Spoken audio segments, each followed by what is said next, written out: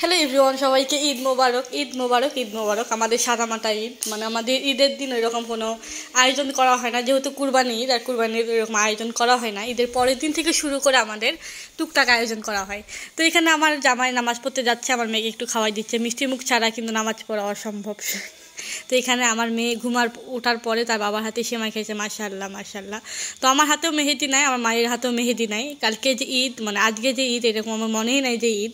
তো মেহেদি আনা হয় নাই, তো আমার কেউ মেহেদি দেয় নাই, আমার মেয়েকেও দিয়ে দেয় নাই। তো এই জন্য মন খারাপ, ও মেহেদি দেয় নাই। তো এর মধ্যে টুকটাক সেমাই রান্না করছে, ওইরকম করে আয়োজন করা হয় না, যেহেতু একটু পরে কুরবানির মানে পশু জবাই করা হবে, এই কারণে কোনো আয়োজন করা হয় নাই।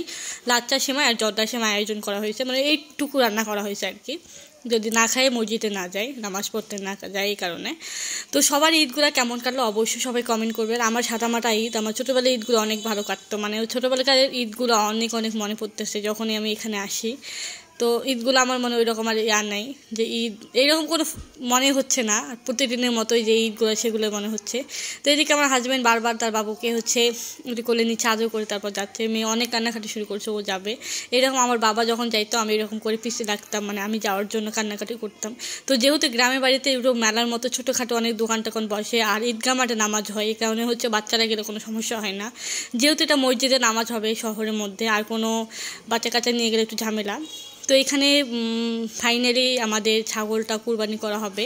তো এটা আমি দেখতে পারি নাই, অনেক কষ্ট করে ভিডিওটা করছি, মানে আমার এত মায়া লাগতেছিল কি বলবো।